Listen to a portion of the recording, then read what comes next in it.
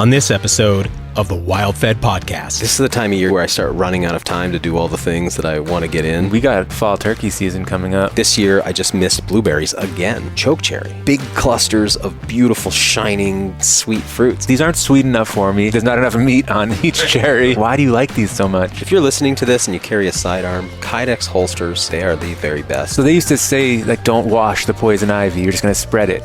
That's true if you're not going to do it well. You're going to scrub. You're going to make sure that oil gets off your skin. What the hell's up with seasickness? The first time I got seasick, I puked so much that I broke a blood vessel in my eye. Putting firewood on the front deck and thinking like, okay, here we go. It's the descent into winter again. I'm excited for people to see the new season though. The stories are better. The production quality's better. We get to just continue to evolve and refine our approach. And so season 2 has got some really good stuff and I'm excited to share that with you guys.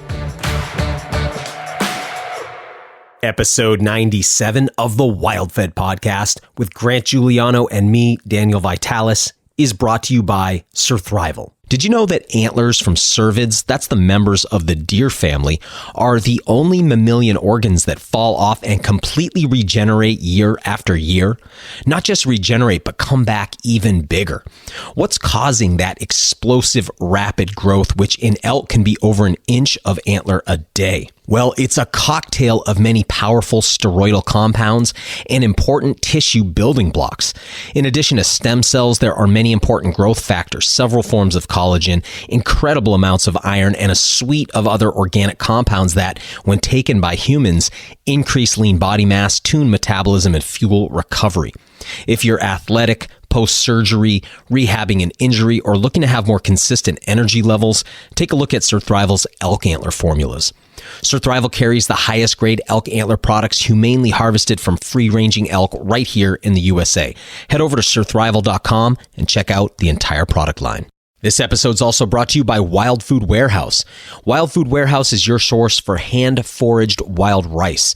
And right now, they're also carrying a line of beautiful hand-harvested berry and plant powders from the northern latitudes of Finland. Their blueberry, lingonberry, and spruce tip powders are all sourced from pristine lands north of the Arctic Circle and packed in light-resistant, nutrient-protecting violet-colored Miron glass. I love mixing a tablespoon of these powders into a liter of water, squeezing in some lemon, and adding a little stevia to sweeten it. It makes a super refreshing and hydrating drink, and the rich color and flavor of these powders lets you know you're getting mega-dosed with antioxidants and key nutrients like vitamin C. Head over to wildfoodwarehouse.com to check out their selection of Arctic-sourced fruit and superfood powders, and of course for hand-harvested wild rice too. As always, the coupon code WildFed gets you 10% off your order. Again, it's wildfoodwarehouse.com, and the coupon code is WildFed. I'm Daniel Vitalis, and you're listening to the WildFed podcast, a show about reconnecting with nature through hunting, fishing, foraging, and food. WildFed. Food is all around you. Today's episode was a lot of fun to record since Grant Guiliano, who produces this show with me and is the co-creator of the WildFed television series, rarely get to sit down and just record a show together. There's so many fun stories and interesting reflections on things we learn and encounter during and outside of these productions, and I thought it'd be fun to just share some of that with you today. As I record this, we're in the hill country of Texas, hunting on an incredible 5,500-acre regenerative land project, filming for season 2 of the WildFed TV show. I can hardly wait for you to see what we're experiencing here. Also, for those of you who've not seen the TV show, we're now streaming on myoutdoortv.com, so you can finally see all 10 episodes from season 1. Season 2 should start airing right around the new year, and of course, we'll keep you updated as details emerge. If you're just tuning in for the first time, this episode isn't our typical content, since we're usually interviewing wild food experts, wildlife biologists, ecologists, authors, chefs, and noteworthy hunters, anglers, and foragers. And we'll get back to that content next week. But for now, I hope you'll enjoy this more candid, behind-the-scenes conversation between Grant and I. And know that we're out there working on some incredible new content, encountering beautiful animals, plants, and landscapes, and getting to interact with them in the most meaningful way that we know how. Yes, by eating them, making our bodies out of them. Because, after all, you are what you eat. And that's why we named the show WildFed. Grant Guiliano, welcome to the show. Daniel Vitalis, thanks for having me. It's going to be a big interview with you today, bud. No, it's not. I'm here for support. Thank you. I appreciate that. Oh, man. Just before you got here, Vonnie and I were out stacking firewood. I was listening to By the Way by the Red Hot Chili Peppers. Yeah. I think it's my all-time favorite album. Yeah, that's a good album. I like One Hot Minute. I know it's not for the purists. Oh, man. I just grew up with it. Because That's, what's his name from Nine Inch Dave Nails? Navarro. Yeah. No, he wasn't Nine Inch Nails. Jane's Addiction? Maybe you're right. Not Nine Inch Nails. He's in too good of a mood to be in the Nine Inch Nails. Yeah, I think you're right. I think it's I said the Nine Inch Nails. I remember Arthur Haynes one time asked me, he has this, it's kind of like let's run people through real quick your opening line about time, being able to stop time. If you could stop time, but you kept aging, would you do it? And how often would you do it? In other words, everybody else is paused. Everybody's paused, but you get to take your time doing what you need to do, but you keep aging. So over the course of like 10 years, if you do it too much, then this you're is going to Grant's age. big line. I always give him a hard time about it. Arthur Haynes has one of these, and it's if you were on a deserted island and you could only listen to one band for the rest of your life, what band would it be? And I said the Red Hot Chili Peppers, and he got like upset with me. I gotta say, he was not happy with that answer. He was like, "Oh, their albums sound the same." I was like, if you're not into them, but there's some Except for One Hot Minute. right because I got different guitarists. And but that first one, what was that? the Red Hot Chili Peppers. Oh, is that it? I think it is. Blood, Sugar, Sex, No, Magic? that's later on, and that's a another. great That album. was different. That's too. a fantastic album. But anyway, he didn't like the answer. He went with Zeppelin. I feel like he was upset I didn't choose Zeppelin. He feels their catalog has so much variety that one could feel like they had multiple artists during their internment on the desert island. I would have said Pink Floyd, maybe. Ooh. Because that's another thing I do. That's another game I have for the ladies, the pickup lines. I'll say Pink Floyd or Led Zeppelin, because they're kind of similar band, And then I'll say Grateful Dead or Allman Brothers. Yeah, right? like if you were on Spotify or something, you might get recommended, like, oh, listeners who like Pink Floyd also like Led Zeppelin. But if you're in the know, those are very different directions to go down. They're kind of similar, though. They both have an extensive body of work.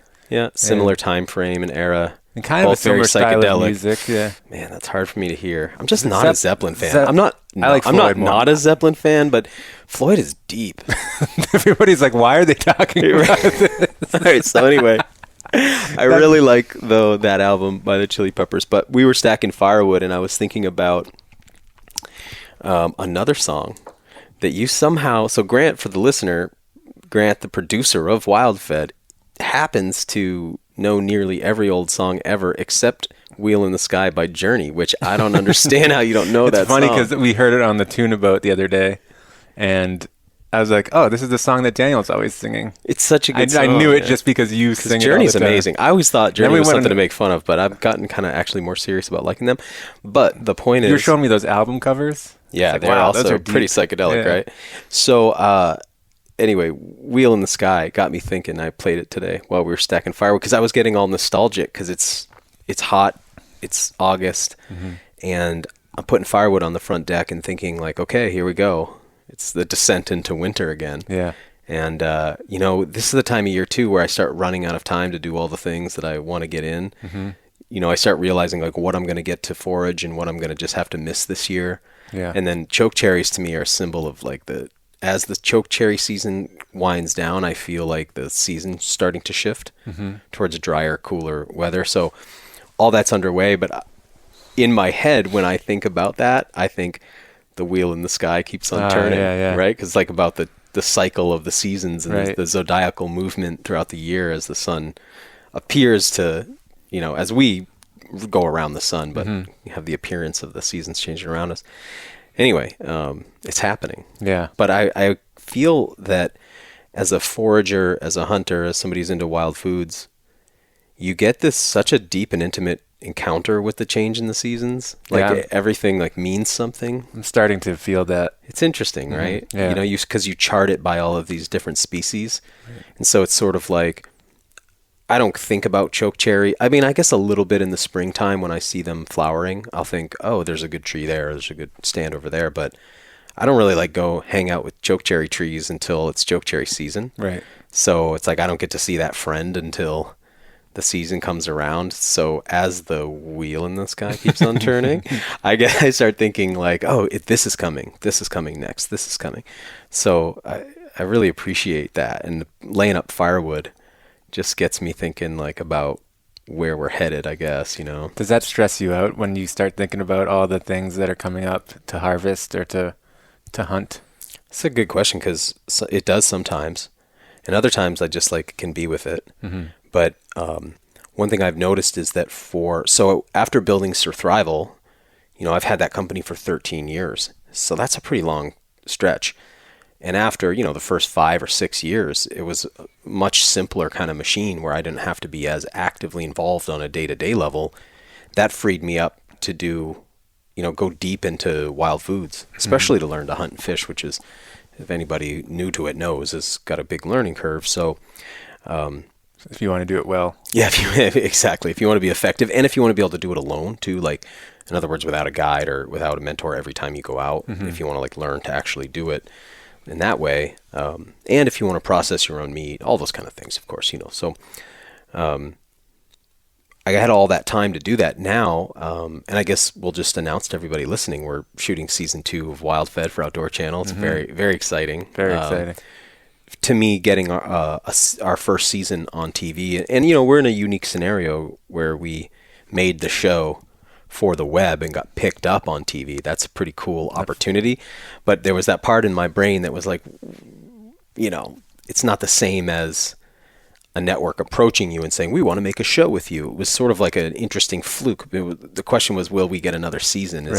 How will the audience respond to it? Especially the audience that Outdoor Channel has, you know, being sort of not exactly the same demographic that we were going after. But it seems to be very, like, their audience seems to be very receptive to it. Super and receptive. The people that, like, I've been with Daniel a couple times when people recognize them, and they're like kind of the exact audience we were like, I wonder if this is going to work. Like, we're trying to go for that hunter and kind of intrigue them into the foraging world a little bit, and vice versa with the foraging people. But the people that watch Outdoor Channel tend to be more of the hunters, and the people that I've seen approach you are like, oh yeah, I've been getting into chanterelles, or they start talking about the foraging aspect. Yeah. While you can tell they're definitely hunters. Right. Yeah, that part's been pretty cool actually.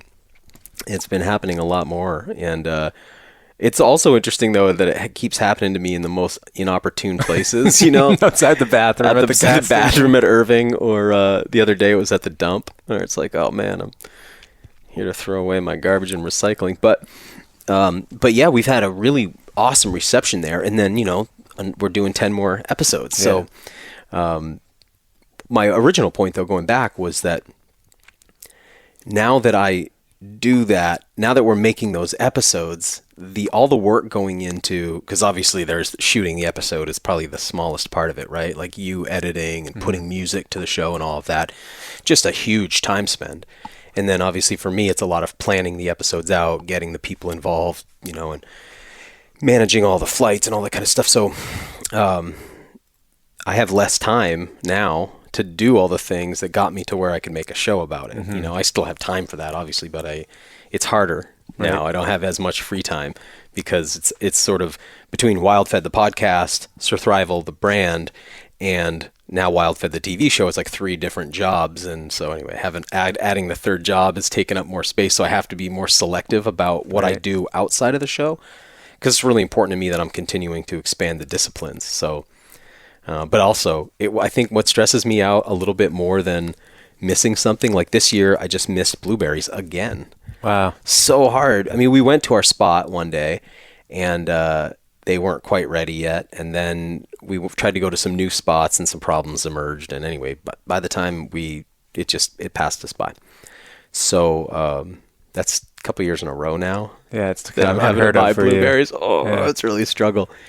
But, that kind of will stress me out a little bit, but worse for me is when I'm doing something and I'm like, this would be such good content.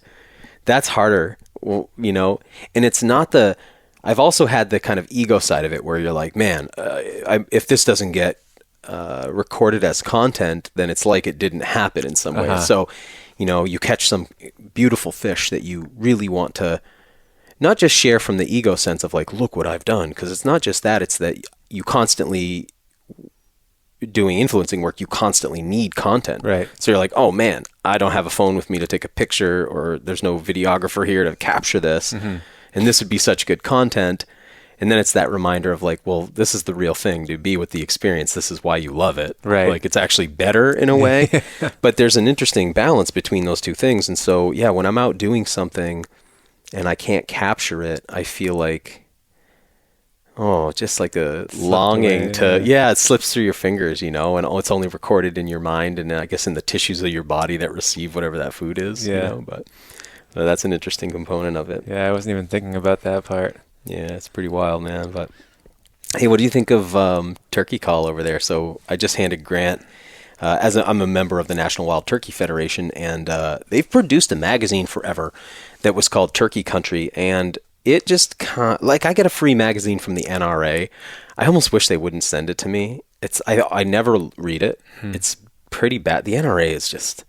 I'm like a lifetime member because of you have to be a member to go to most gun ranges. Okay. Or they really encourage you to be a member. Right. And for a long time, they were doing really what I thought was pretty important work. But lately, man, they're just in shambles. It seems like. And anyway, their magazine is just what you'd imagine it to be. I mean, it's a rag, And the National Wild Turkey Federation's magazine, Turkey Country, was better, but still, it just had that. It's just got a gross, glossy feel. It's just, it's not very classy. This new one looks really nice. Yeah, so I get that one the other day. It's called Turkey Call. It's even like the cover is like a nice matte. First of all, like it's fully modern, right? Like we've stepped into a more modern artistic age. Yeah, instead of glossy, it's got, what would you call that? Like a satin. It's like a matte finish almost. Yeah, like that satin soft to your finger. Like it's not just the look of it, but it's the touch of it.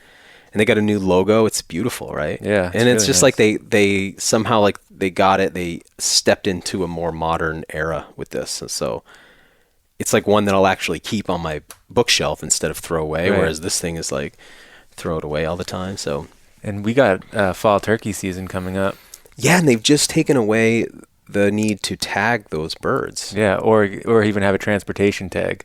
Oh, you don't even have to put a transport tag on them. No. So it's like taking Wild squirrls West now or something. Yeah, you're supposed to only take 5 in the fall.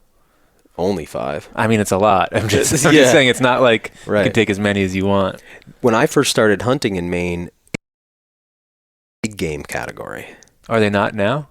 No, that changed a couple years ago. So originally you'd had to go, they'd put a big game tag on them, which I always thought was like, that's a little exaggerated. But I felt like, okay, maybe that's part of how the state's attracting funds here. The turkey hunt has gotten more important to a lot of states, I think. But then that changed, and you still had to tag them, but it wasn't like a big game tag. Okay. And then now, I'm sure we'll still have to tag our spring birds, but I think so. But it's interesting where they bumped it up to 5 birds, which is a huge take. And I think there's so few people who really participate in the fall hunt. The take is really small, but for people who are like meat hunters, and for me, and you too, I'm sure, there's a lot of red meat in the freezer because of deer, and there's a lot of fish in the freezer, but the white meat, which for Ivani, who it was so cool to recently have her on the podcast. That was awesome. I loved editing that. I had a big grin on my face the whole time. I love how you did the intro with her voice. So cool. But she just grew up loving. I mean, she just loves chicken. Me too. I do too. I'm just like, but I'd rather have turkey. Yeah, I'd rather eat a wild turkey. Yeah. So I'm like, oh, wow, whatever, chickens. But anyway, for her, it's kind of like, can't we just buy chicken sometimes? And I'm like, let's talk about it another time.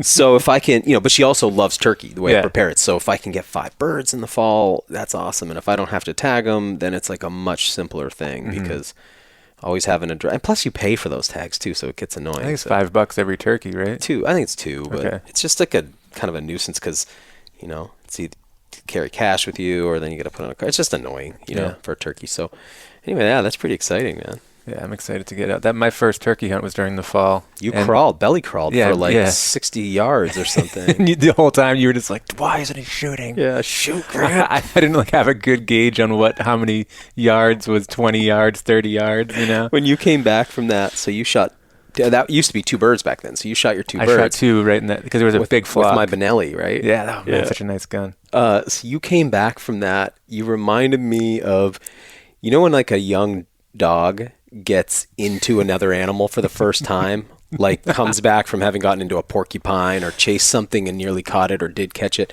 and they come back with like the distracted, wild look in their eye. Like that's how you were after that. Or so I shot, and then I like went to go approach the flock, and you came from behind, and you like approached me, and I was like, I think I got 2. I hope I didn't get more than 2. You were just I was just like, you're like, okay, give me the shotgun. Let's go see what you got.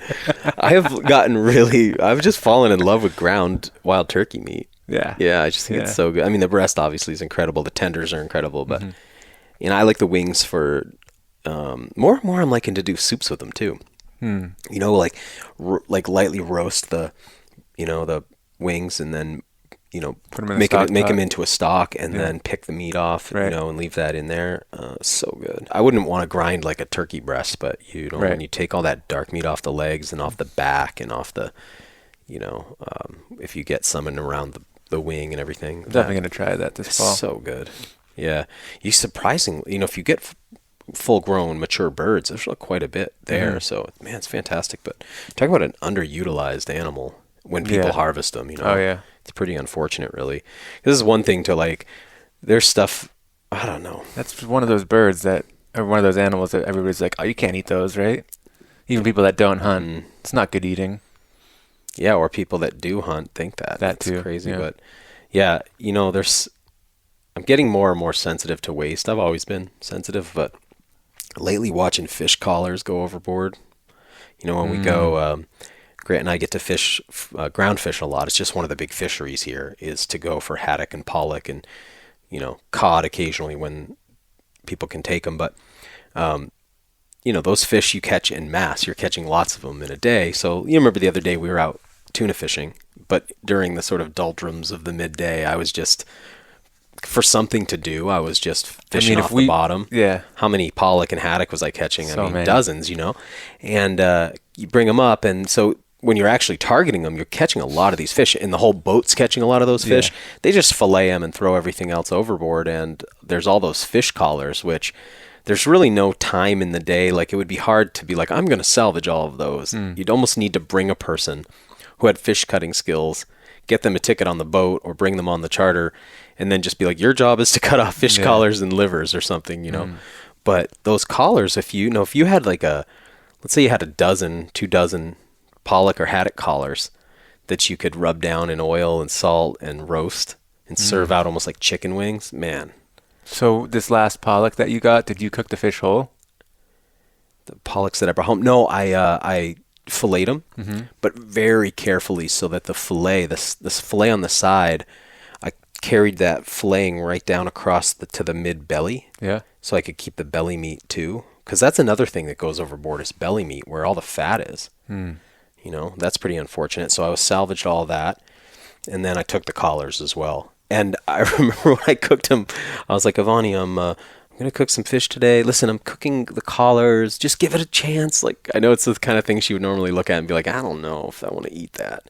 Because it's got still the pectoral fin attached to it, right? And then it's pretty bony. You're just eating around a bone, basically. Yeah, you're eating off the bone. Yeah. So no, it's not bony in the sense of like you're pulling bone fragments out of your mouth. It's you're eating a chicken wing or something. Right. Yeah, it's like eating the meat off a chicken wing. Yeah. But for fish, that's something most people aren't really that accustomed to doing, and it's just also.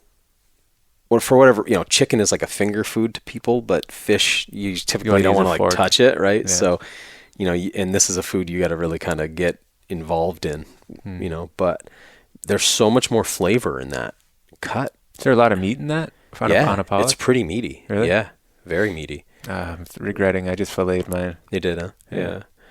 Man, they're really clean fish. You know what I mean? So good. Because we ended up making fish and chips with them. Oh, it's fantastic. I bet. It's like it was kind of a guilty pleasure, but it was awesome. Yeah. I haven't been frying fish much lately, but I spent last year like perfecting my fish fry technique, which I think Hank Shaw has another podcast now, but there's a period of time where he didn't have too many episodes. I had like been digging around in Stitcher or something. I found episodes of his, and he had an episode talking about fish frying.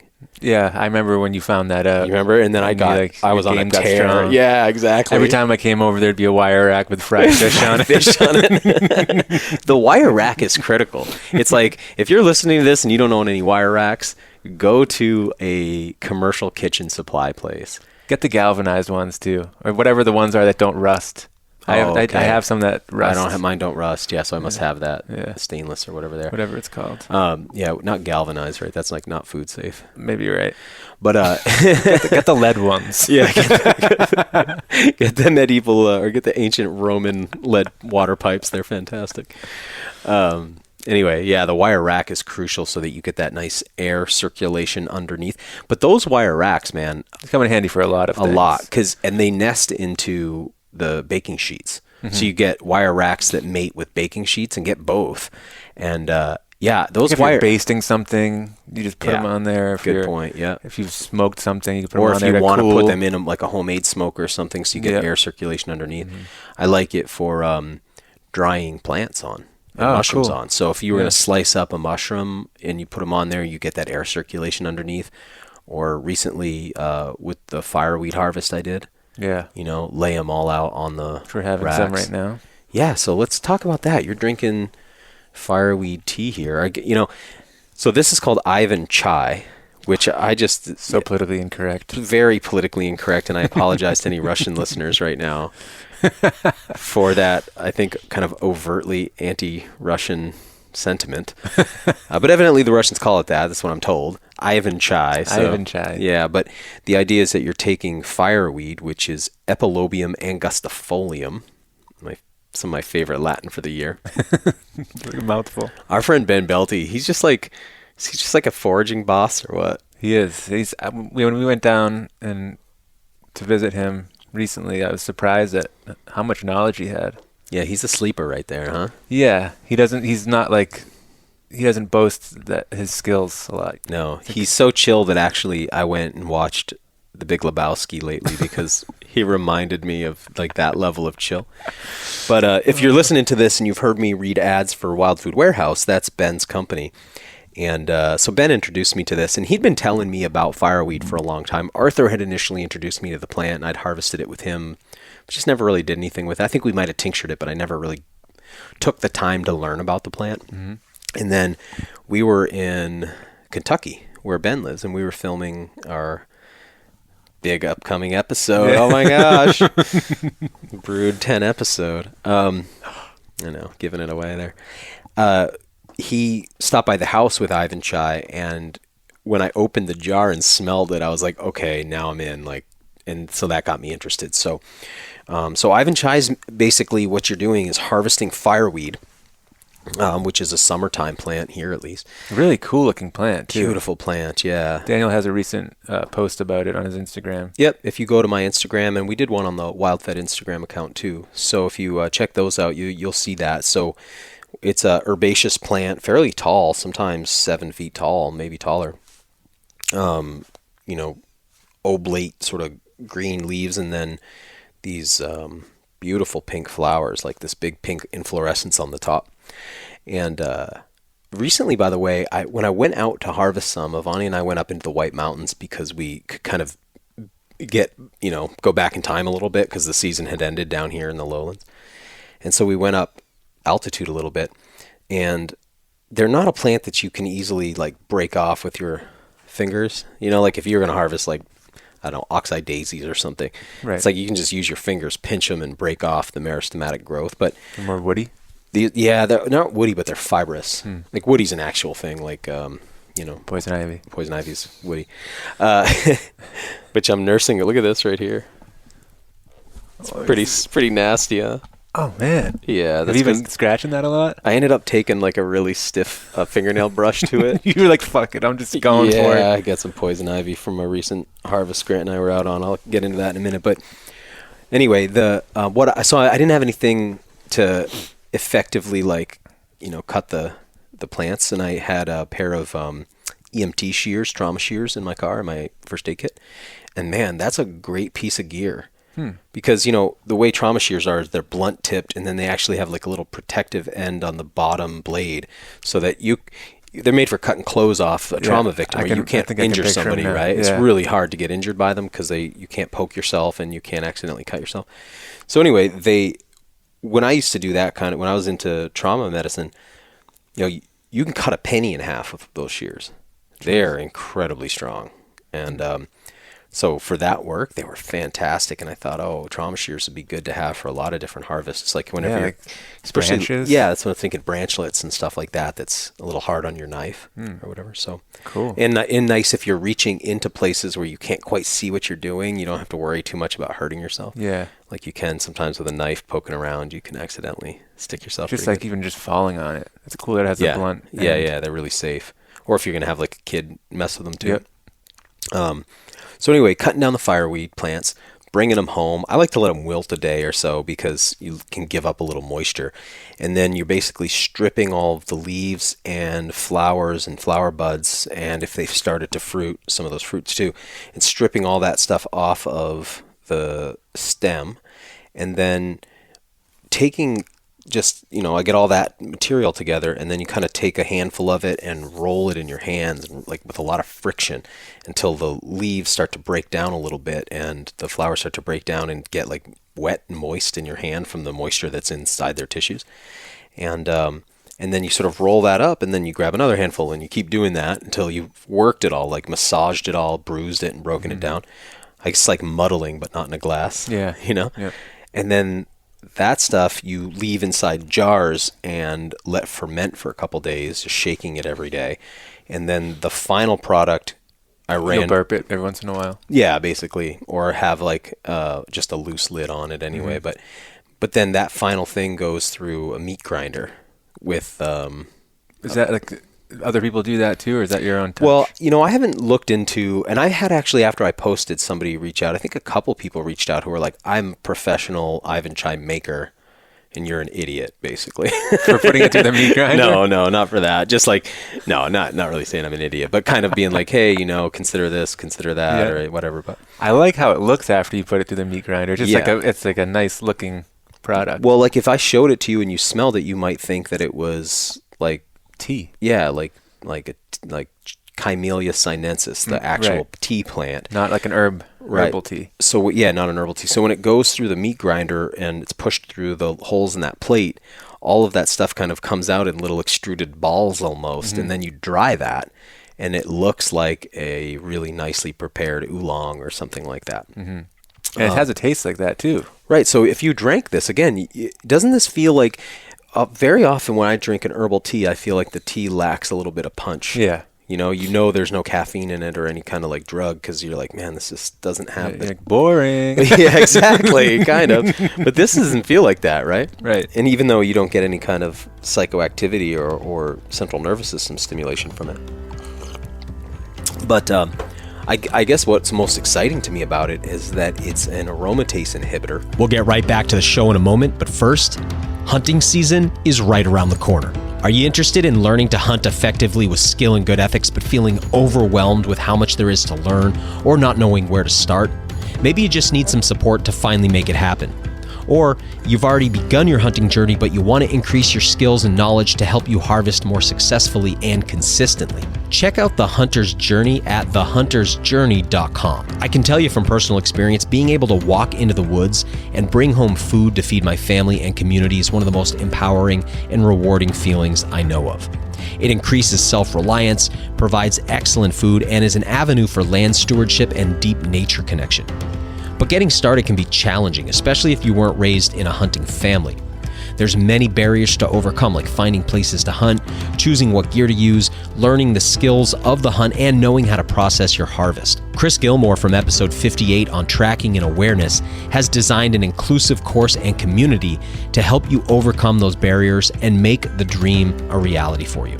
This course will walk you through step by step, beginning wherever you are now, all the way through to your successful harvests and beyond. And Chris has extended a special offer for WildFed listeners. Go to thehuntersjourney.com, watch the trailer, and enter the coupon code WildFed100 for $100 off the course. Again, that's thehuntersjourney.com, where the coupon code WildFed100 gets you $100 off the next step in your hunter's journey. Now, back to the show. So for folks who've been hearing about that, when your testosterone gets converted by aromatase into estrogens, this is like one of the problems going on for men in our culture. And so it helps to inhibit the aromatase. And then it's a 5-alpha reductase inhibitor, which stops or inhibits the conversion of testosterone into dihydrotestosterone. DHT. So that is something that's been implicated in prostate problems, prostate inflammation, benign prostate hyperplasia, prostate cancer, and then also shiny head syndrome, male pattern baldness. So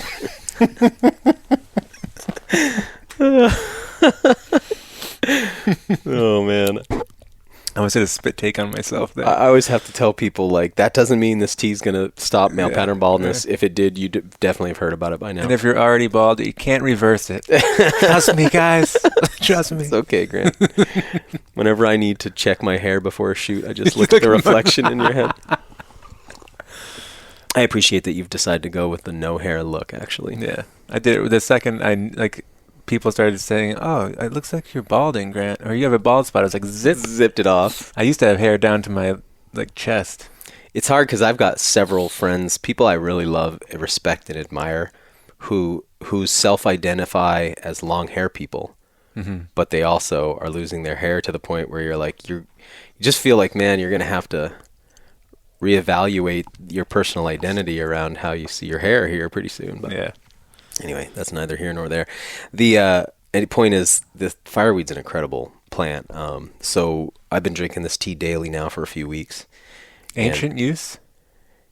It's got pretty ancient use, yeah. So, that brings me to the literature reviews. There's 2 good literature reviews online. So if you just go to a search engine and you punch in fireweed, or you could put in Epilobium angustifolium, scientific literature reviews. A literature review is where somebody goes out and surveys scientific literature and then does basically a review of all the science, so you can get a big picture overview of what's known about it, which can be really helpful since most, good science is dialed in so tight on details that you can kind of lose the big picture. So it gives you a more big picture perspective. And anyway, there's quite a lot of interesting stuff. Like, one of the things that's neat about this plant is it's photoprotective. So when made into a topical, it can prevent sunburn. Whoa. And then it can help reverse the aging essentially of epithelial cells. So that's topically, both of those? Well, things? Yeah, the solar protection is topical, but I don't know if there's any. It's unfortunately, again, this they might find something like that, but that doesn't. It's hard to know. Okay, well, what happens? Does it work internally that way? Does it not? Yeah. Hard to know the way the studies are done, but yeah, there was adaptogenic properties. There were immunomodulatory properties. I mean, it's just one of those all-around fantastic tonics. We don't today, if you hear tonic, it's usually said by an older person talking about the soda that you drink. Yeah. How is that tonic? But the idea was tonify. So sort of if you, Avani went swimming the other day. She went and did she's a former swimmer, so she went swimming in the pond over by your mom's place, and she came back and she just looked like her whole body was all toned from it. When you swim, all your whole body gets all your muscles are used. So right. That awesome feeling you're from head to toe, you're in a sleeve of tightened muscle when you get out of the pool. That's a cool feeling, especially if you're somebody who works out, because then your muscles pump really easily, So she just had this full body tone going. It was wow, it's really neat. So that's what the idea of a tonic is. It's tonifying. So the idea was all of your tissues, all of your systems were sort of tuned up by it. The word's fallen out of favor, but right. It was a way of saying, hey, this is a plant you can use regularly and it has an overall tonifying effect. So I'd say that that fireweed's like that. At least it appears to be to me. So yeah, I become a huge fan. But that actually I want to get back to talking about chokecherry, because I've been converted. Dude. I am in love with this plant. So the history of it is also helps me love it. Let's start at the very beginning, because I've been in love with this plant. So I'm gonna quick story. If you're not watching Kyle Dunnigan's YouTube channel, you probably should start. Quick story. I remember the first time I had this. So there was a time in my life before I understood really what wild foods were versus what, agricultural foods were versus what. Well, I guess I had a good understanding of that, but I didn't understand horticulture so much. If I saw a peach tree in somebody's yard, I thought like wild peaches. I didn't really understand, what I know now. And but I always loved to harvest food on the landscape. So, if it was blueberries, I'd harvest them. But if it was a peach tree, this is a long time ago. I've changed and grown and matured, and my moral standards higher. But you might have caught me sneaking into your yard and picking some of your peaches. Now, I'm not like that today, but I was. And I remember there was a church down the street from me that had a chokecherry tree, and I didn't even know what they were. I just remember I've always been somebody who'll taste a fruit if I see it, and every once in a while I wish I hadn't, but, like when I first read Jack in the Pulpit, burned my throat. But I'm somebody who'll do that. I'm not, too afraid of fruits. And so I start tasting this thing, and it took me a day to figure out what it was, but I was just absolutely blown away. I harvested a lot of it, and of these chokecherries, and I brought them back. And this is when before I knew how toxic they supposedly were, and I started running them through my blender and just drinking liters of chokecherry with the seed. Now I know that the plant itself and the seed kernels contain prunacin, which is a cyanogenic. It produces a cyanide compound. I think hydrogen cyanide. When you consume it, and there's reports of it killing cattle and killing other animals, and that it can be lethal to people supposedly if you ate too much of it. I'm always saying to people, these are overblown claims. I'm not saying it's not true. It is probably true, but that I've never found a toxic dose. I've eaten a lot of it. So anyway, I was doing that back then, and the next year when I came, the tree had been cut down. And this has happened to me many times, where somebody will see me foraging off something and then cut that tree down. So rude. It's insane to me, because it's happened on the 117 here. The milkweed? No, a couple different apple trees. Where I've harvested apples on trees that nobody harvests from, like feral apple trees, and the town will go in and cut those trees down. You think that's because of you? Well, it's happened so many times, so specifically that strange. I with near certainty can say it's because they didn't like the idea of somebody foraging off of it. Maybe they felt like they had a liability, or maybe they just think it's attracting riffraff or something. Yeah. I don't know, but anyway, they cut the chokecherry tree down, but ever since then I've been in love with chokecherries. So every time the season comes around, I think, people are going to love these, and it just seems like everybody's like, meh. Yeah. So when I brought them to you, I thought, you're going to love these. We were at that tree by that library, and it's like, oh, dude, the chokecherry tree, let's get some of these. It was after a podcast we did. Yeah, we had rented the downstairs, or we had reserved the basement of this library to do a podcast when we first started this show. And we stepped outside, and there was 2 chokecherries there. The stand was 2 trees. One black and one red. One had all black fruits, one had red fruits.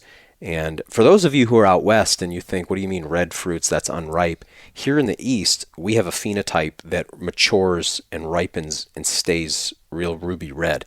And so if you're out west, that would be a really astringent, unripe chokecherry. But anyway, this had 2 varieties side by side, both the same species, just different phenotypes. And we harvested a lot, a couple of gallons, several gallons.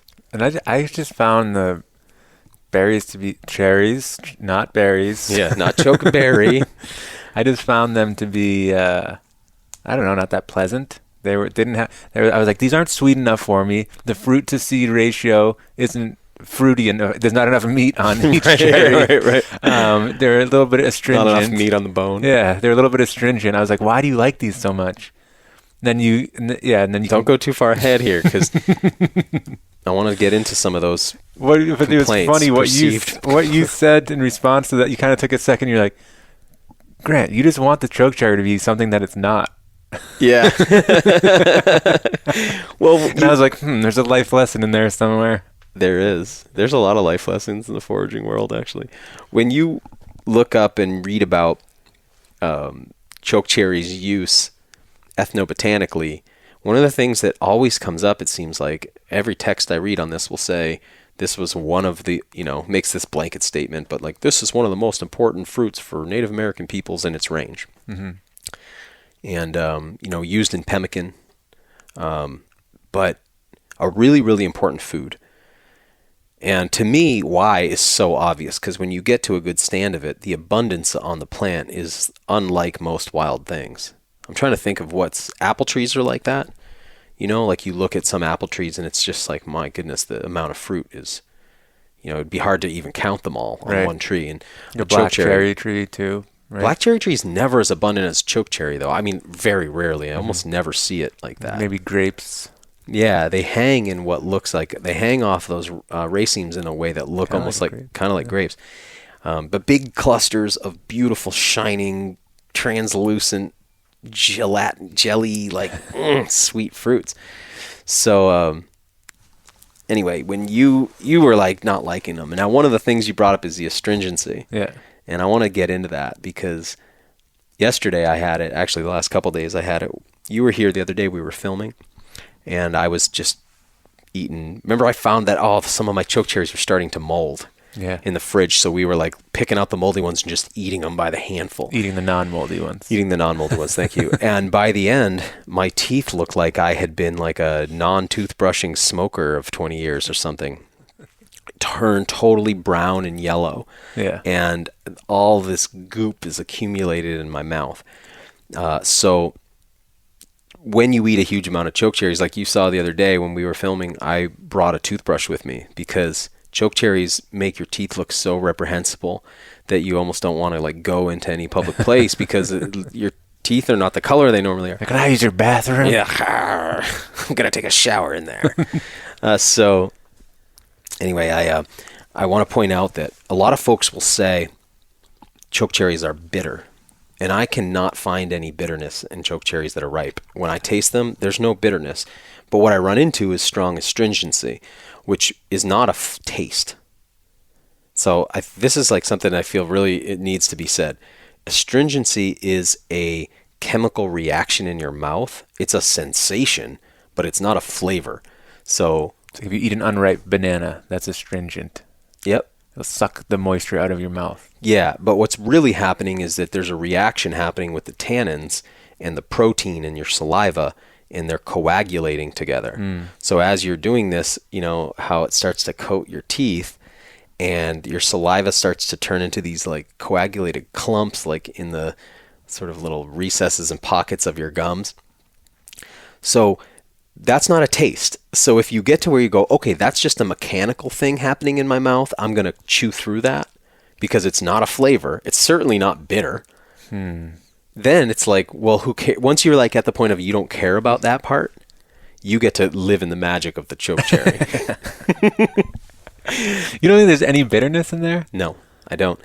Now, if you crunch into the seed kernel, you get a bitter almond flavor, which is that amaretto taste, which isn't really that bitter at all. But the fruit itself is quite sweet. That once I've done, like I'll eat a few without crunching into the kernel, and then you have the flavor in your mouth of the cherry. God. And then when you finally do crunch into a seed, it's like, wow, it just brings everything together. And then all the rest that you start eating. Yeah. And that's why I love the juice so much. Right. I do too. Because when Grant and I make the juice, well, not everybody does this though. So a lot of people don't do what we're doing. When we make our cherry juice, we take the choke cherries, they got to be really ripe. So don't ever mess with an unripe choke cherry. They won't make you choke, but the astringency is so much there. It's just too much, right? Yeah, exactly. So you put the choke cherries into a pan and you just cover them with water. Bring that to a boil and then simmer it. And as it simmers, go ahead. So by cooking it, that's going to deactivate the prunacin or no? Yes, but now the prunacin, the toxic cyanide component, is in the seed kernel, but it's not in the fruit. Right. Right? So let me go back actually and say, first, when I get the choke cherries home, I want to leave them in the refrigerator for at least a couple days because the astringency is reduced in there considerably and the sweetness is increased. So, but if you go more than 3-4 days, they start to mold. So you got to kind of you got to get this just right. But then they go into the pan covered with water, not over the top of them with water, but just up to the top line of the cherries in water. Bring that to a simmer. And then I like a slotted spoon or something like that where I can kind of gently, or maybe like one of those potato mashers. That's what I used. Did you? Yeah. Now, I don't like to break them down too much because you'll end up with so much pectin that you don't get it as much of a juice. You get more of a smoothie texture. That's kind of what the first time I had it from you, that's what it was. So that's what I aimed for this time. That was my second year's batch. Okay. Because this is my third or fourth year of making syrups out of them. Yeah. Or juices or whatever you want to call it. And that year, what I did is, now I'm going to talk you through a stage that Grant and I go to that not everybody does when they do this, but I'll take some of the fruits out of the pan, put them into my Vitamix blender and blend them with the seed kernel and break all that up, pour that through a strainer back into the juice in the pan with the rest of the fruits, and cook that down so that bitter almond flavor extracts into the juice because it's so good. And the prunacin, you're correct, is broken down by the heat. It's also broken down in the sun when you dry them. So the traditional indigenous method here in North America was to crush up all of these fruits, lay them out to sun dry, and the sun drying would deactivate the prunacin as well. But there was no real good effective way to remove the shell, because you mentioned there's a lot of bone for meat ratio going on with these, so a lot of seed kernel and not as much fruit. So if you think about a black cherry from the store, when you eat all that fruit off, you just have that little, what feels like a small seed in there, because the fruit has been enhanced through the breeding process, whereas with the choke cherry it's like more fruit, less fruit, more seed. So anyway, they would then just eat the broken up fragmented shells, which is what Arthur and Sarah do over at Wilder Waters as well. And they're big proponents of that. And I like that, but it's kind of not so fun to chew those. So anyway, this year when I made this, and I'm going to have you try this in a second, when I made that juice, it was very painstaking, but I separated. So I took out of the pan where I was simmering my cherries, I took a bunch out and basically rolled them through my hands and separated all the seeds from the fruit. Then I only put just seeds with a bit of water in the blender and blended that, and then poured that back in, because when I into the pan that has all the fruits. Yeah. The reason is because if I just blend whole fruits, when I pour them back in, there's so much pectin, I get this coagulaty kind of juice. It tastes good, but we can't do what I'm about to do. The first thing that Kendall said when she tried it was like, the texture's weird. Yeah. I was like, I like it though. So But I wanted to, and if you remember in our pigeon episode in season 1 of WildFed. Horrible impression of Kendall, by the way. Yeah, what did she say? I was like, tastes weird. Or texture's weird. She said it, but with the voice of an angel. Yes, thank you. So in our pigeon episode of WildFed season 1, Yeah. Alan Burgo makes a black cherry syrup. And none of that coagulating stuff going on. Right? No. It's like a beautiful, clear, translucent, liquid. So I wanted to get that. Not clear, but very dark purple. Yeah. But not clear, translucent. They're You're like right. viscous though. Viscous, syrupy, but light could shine through it and you wouldn't see Yes. like all kinds of floaty, weird texture to Right. it. Okay, so here's what I want to do with this. So here, Grant, is a glass I was of wondering what Oatly's finest oat milk. Okay. And I want to find out if you like this, because I like this here. So I'm holding a jar of choke cherry juice, syrup, whatever you want to call this. I have not added anything. There's no sweetener. This is just straight up. And see how the texture, I filtered it several times. Yeah. So I kept filtering it Nice. through a really fine mesh to get rid of any of that, and reduce that by never blending any of the seeds with fruits, just seeds on their own. So here, try a little sip of that and tell me what you think of it. So again, no sweetener. No It's sweetener pretty- at all. Yeah, it's pretty sweet, right? Mm-hmm. Because if I put maple in it, I like maple in it, but if I put maple in it, Ivani won't try it. She just doesn't like maple syrup. It's like gives her a headache. I know, it's hard. She loves honey. She can't. She will detect the smallest amounts of maple syrup. Now she likes maple sugar in, like, if she makes a batch of cookies, she'll put maple sugar in it. Loves it. But just maple syrup, like, for some reason for her, and You've tried to trick her? Dude, you can't trick her. The other day I made a batch of, I take colostrum, maple syrup, Those truffle things you make? yeah, Oh, butter, yeah. and cacao nibs, and I mash all that together into like this beautiful, incredible truffle thing. So I start making a batch of that the other day with maple. And as I just start to pour a couple drops of maple, I stop and I go, man, if I make this with honey, Avani's going to want to eat it. Yeah. And we were going to watch a movie that night or something. And I was like, she'll love this. So I switch and I use honey. But there's like a tiny bit of maple in there. So I give it to her and she's like, this is good. And then she's like, did you put maple in this? And I was like, I said, well, actually, I handed it to her. I go, I made it with honey. She's like, oh, amazing. Thank you. And then she's like, did you put maple in this? And I'm looking like so guilty. Like, okay, but I was going to tell you. She's so perceptive. She's very perceptive of it. But anyway, yeah, this is a good juice. Really good. And she was saying, wow, that tastes very medicinal to me. Because it tastes like a cherry cough syrup almost, right? Better, but yeah. Yeah, like good, but it could almost be Robitussin or something, right? Okay, so here's the big test. Because imagine if I put that coagulated stuff you made into oat milk or any kind of milk, it would be gross, right? You'd see it. Like it would look. It's like when you put bad milk into coffee. You see Right.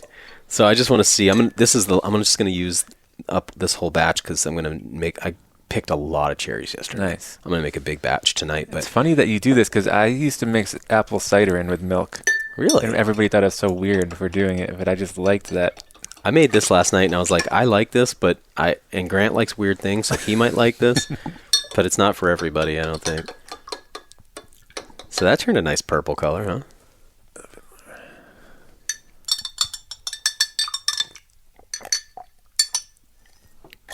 A little ASMR for you, listener.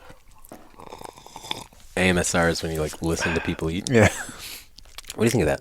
It's great. It's good, right? Anyway, I'm very excited about choke cherries. It's like one of my one thing I wanted to ask you was, do you need to break those kernels down and then expose them to heat? Or if you just cook the berries whole, is that going to deactivate the prunacin? I would guess that deactivates the prunacin, but that said, it's not like air's getting... I don't know what needs to happen. I can't answer. But when I break them down, and then in the blender, and then I pour it back into the pan that I'm heating, it's being broken down anyway. My blender didn't really break the seeds up as much as I thought. Like when I was done, I still had a strainer full of seeds that were like kind of broken up, but not like a... But the kernels or the shells? I don't know. I didn't look enough. I guess I don't know. Because it doesn't matter. Know. Who cares if the shells aren't broken up much if you're going to strain them out? It's just getting that seed kernel out to get that flavor. What I did was boiled them, put everything in the blender, and then strained it, and that was my juice. Okay. It's like a great Grant way of doing it. Yeah, very cheap way to do it. Hey, whoa. That said, just before you got here, I ate one of your smoked lake trout fillets you brought me. Well, it was from that day we went fishing, so I guess could have been one of my fillets. But your preparation on those, and dude, they're fantastic. Yeah. They're fantastic. Thank you. This one was the maple glaze. Okay. And I ate it while I was doing the wood stack. And maple is my favorite, but then I did that one with honey recently, and that was. Really I thought that was really good too. That was a close contender. I'm thinking final last words on choke cherry before I move on from this. Try it. I can eat so much of it. Accept it for what it is. Don't try to make them into domestic cherries.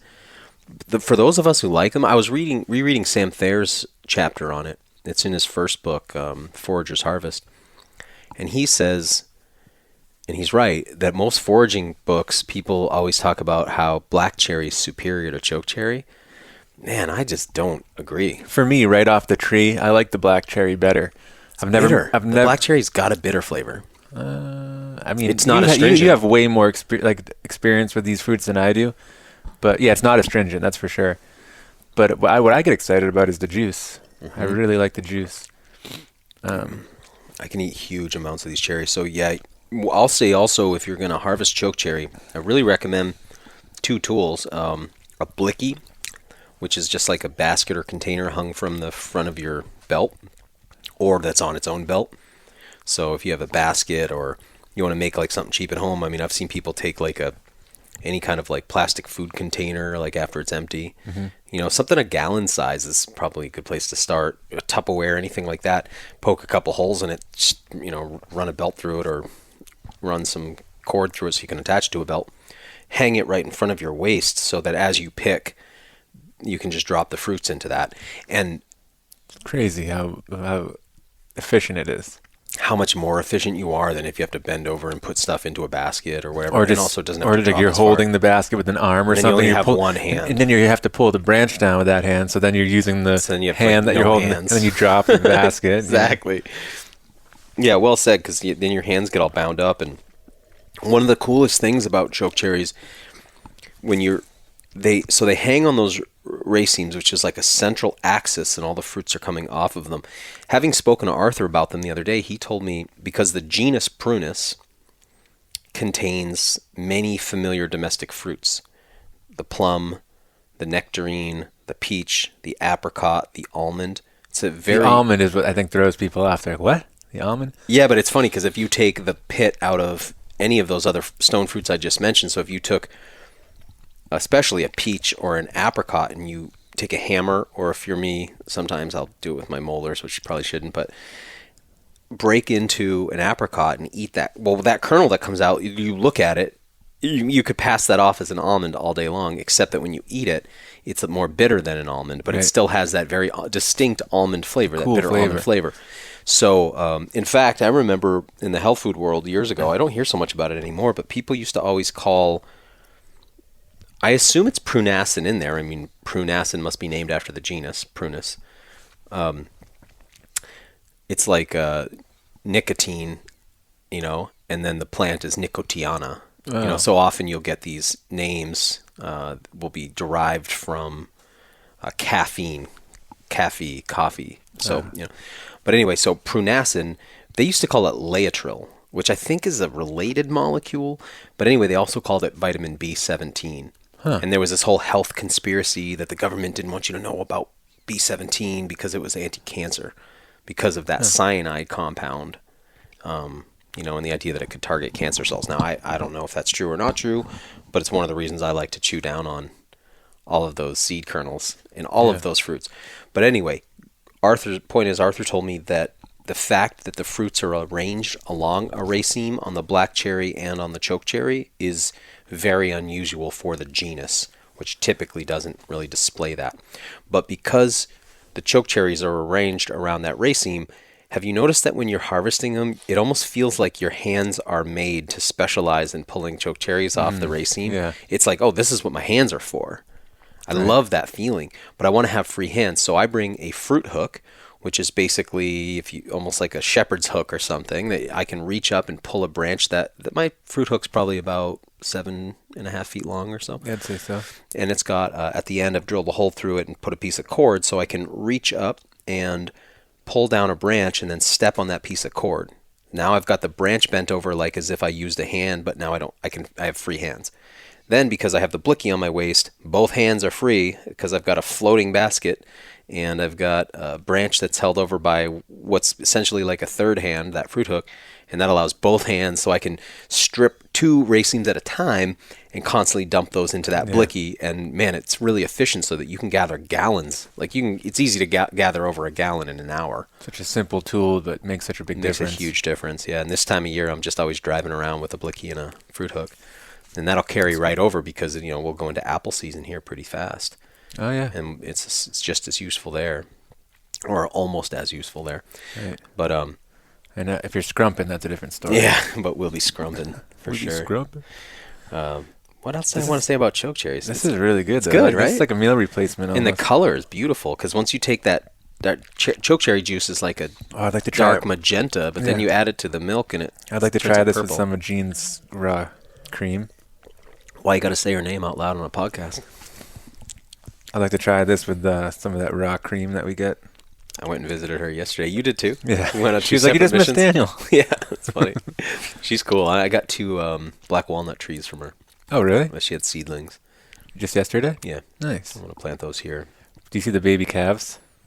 No. So cute. Those cows she raises are beautiful, though, huh? The jerseys. Yeah. I just want to go snug them. They're so pretty. Snug. It's a little snug. Anyway, so I just want to wrap up on choke cherry and say astringency is not a taste. It's just a sensation. And if you can be with the sensation, soon you stop noticing it and you just notice how good the fruits taste. And I'll put 50 in my mouth at once and just use the dexterity and nimbleness of your tongue and teeth to like pick apart all the seeds, spit most of those out, eat that fruit, and man, I can get a real belly full. It's hard to fill up on wild foods sometimes, but that's one. I mean, crunch into a seed every once in a while. And then if you can't get down with the astringency, like you said, the fridge really does help And then sweeten them up and take that astringency and the juice away. though too, huh? Yeah, I can drink the. You basically work all that out in Yeah. cooking them. The juice is just amazing. And I like them dried too. I mean, they're not astringent dried either. I don't think I've tried that. It's nice, but then you end up eating the crunchy shells. Yeah. You know, which is just, again, not for everybody. So, but I'm excited. We're heading out to North Dakota soon for an episode. We're going to go to Standing Rock. We've been invited out there, and for the Lakota and the Dakota, this was like a really very important food source. Right. And so getting to try it, how they prepare it's going to be really neat, because so often we're kind of, aside from like ethnographic reports we can read, we're always kind of starting over, essentially. And the idea of people who have thousands of years of intact knowledge about a plant, it's like, man, could I get some of that? That'd be great to jump ahead a little bit and not have to, you know, reinvent the whole concept. Man, I just finished Monsell Denton's new manuscript this morning. Ah. So he wrote a book and he sent it to me and he asked if I could write a blurb for it. And I'm at this point in my life where I get asked to do that a lot, or, you know, somewhat frequently. And it's really hard because reading somebody's book it's a big ask. You know, hey, you got time to read a book? It's like, well, I'm reading some books and I'm also doing a whole bunch of other stuff. So reading somebody's book can be pretty challenging, but also I feel pretty disingenuous writing blurbs for people. Without having read it. Go into your library, pick up any book off the cover, look at who wrote the blurbs on the back, and ask yourself if they really read the book, especially when it's like a big name. Very infrequently do they actually read the book. I now understand how that usually works, but I like to do more than that. So, but it can be challenging, and a lot of times the book's not in print yet, so they got to send you a digital copy, which means printing it off or reading it on the screen, which I just am not capable of very much reading. I can't retain much of what I read on the screen. You do a lot of highlighting and underlining and tons. I need to be really kinesthetic with the page, yeah. But also, have you seen, like, or heard me talk about this? There's some research about how your brain cannot, you geospatially remember information on a page. I do that for sure. Yeah, so you'll know, like, oh, that was at the top of on the right side of the book. I didn't know that. That's cool to hear. So what happens when you can scroll infinitely on a page is there's no geospatial location. Like when I would study for tests and stuff, I would see it. See it in your mind. I would see where I saw it. Yeah. So that's like that photographic thing. So the problem with, like, if you're reading on an e-reader, for instance, is that there's nowhere for your brain to lock something into space. Oh, that's cool. Because it's all infinite scroll. So it's one of the reasons I also like to print, so I can remember more of the pieces. Yep. But anyway, so Monsell's book was kind of sitting there, and he was writing me like, "Hey, man, you know, no pressure, but if," and I was like kind of putting it off because I'm reading Sam Thayer's new manuscript for him, and it's also awesome. And I was like, when am I going to get to this? And Monsell's like, "Hey, man, I'm going to print on Monday, so if you could get to this." And he's, again, no pressure, but I was like, oh, I really wanted to do it for him. So I pick up the book called Sacred Hunting, and I start, you know, it's like a printout, spiral bound, you know, not to print yet, just a little manuscript. And I started it. I couldn't put it down. Really? Yeah, I read it in like 2 days. It's not a long book, but man, it's awesome. Awesome. It's a really cool. It's sort of, it's part kind of personal journey memoir type thing. It's part set up almost like a daily reader, like if you were gonna read like a chapter a day in the morning or something, on some like a devotional type reader. It's part like a wisdom thing. Like it's really, you know, like that. You know, he spends a lot of time studying under different indigenous folks, and so mostly North American folks. And there's that kind of very simple but profound wisdom. You know, I think people of European descent have gotten hooked on very complex forms of data that sometimes, like, it's really complicated, but you're like, where's the wisdom in string theory, really? You know, it's just like really complicated stuff, you know? Sometimes you're like, I'm looking for meaning here, and I'm not finding it. It's too complicated. And one of the things I appreciate about Monsell's book is it's this like very simple wisdom that's like really profound, you know? Like, and it's using hunting as a metaphor for reconnecting. Well, not just a metaphor, like showing directly how it can reconnect you spiritually to the community of life. And this is something that I believe and talk about a lot, but the way he put it together is really different. He's got a very different voice and viewpoint than I have in many ways. And so I was like, wow, this is pretty powerful, because it's kind of got that, it's like Zen in the Art of Motorcycle Maintenance or something, like, I don't know if you know that book, but it's sort of like that kind of a thing where it's taking a topic and using that topic to show that the Zen can be found in anything, but he's doing it with hunting in such a way that I think a lot of non-hunters or anti-hunters could read this book and get it. That's and it's great. been That's really what we're looking for, right? And what's so different is it's not defensive of hunting. In fact, he really looks, I mean, the book goes in almost, I wouldn't say uncomfortably, but he gets into very vulnerable stuff and gets into pain and suffering and violence that are involved in it in a way that, like, hunters often try to downplay that part of it when they're talking and defending hunting. But instead of doing that, he goes right to the heart of it. That's cool. It's really powerful. But I wanted to share this quote with you, man, that so I printed off this whole poem. It's Khalil Gibran, and probably Khalil Gibran. And he had opened a chapter with this one piece of it. So I'm just going to read you this section because it's really cool. The whole poem's called On Eating and Drinking. When you kill a beast, say to him in your heart, by the same power that slays you, I too am slain, and I too shall be consumed. For the law that delivered you into my hand shall deliver me into a mightier hand. Your blood and my blood is not but the sap that feeds the tree of heaven. And when you crush an apple in your teeth, say to it in your heart, your seeds shall live in my body, and the buds of your tomorrow shall blossom in my heart, and your fragrance shall be my breath, and together we shall rejoice through all the seasons. Wow. Isn't that awesome? Do you know when that was written? Well, he was writing in the 1800s. Okay. So, yeah, I don't know the date on this one exactly, but I would say probably late 1800s, be my guess. But, yeah, and like I mentioned, so I'm, anyway, looking forward to Monsel's book coming out. That's pretty cool. It's such a different take on hunting than anything I've ever seen written. Now, I haven't obviously read everything in the body of literature, but I've never seen anything quite like it. And I'm reading Sam's book, too, which he... I asked Monsel, could I talk about your book, in a podcast, and he said I could, but I haven't really talked to Sam about it, but he did mention it when we podcasted together. So, he wrote this piece this book is about looking at the origins of anthropology and sort of its dark history of racism that you hear so much these days. Like, I just saw a story recently about a rock being removed from campus because it was racist. Like, you hear so much stuff, like everything's, like touched by racism to the point that you can get pretty desensitized to that idea if you're, not careful. So, and not from thinking like it's not based in truth, but because there's just so much, static around it right now that it can feel like it's just hard to take it all in. So when it was like, oh, anthropology's racist too, like, okay, let's see and then I read this thing, and I'm talking legit, really dark racism all the way to the core of the origins of anthropology. So I've had such a positive view of anthropology, thinking this was like, because as somebody who's very interested in how pre-agricultural people lived, you like turn to the body of literature, that anthropologists have accumulated over the centuries. And most modern anthropologists seem to have a very strong love and passion for the peoples that they study.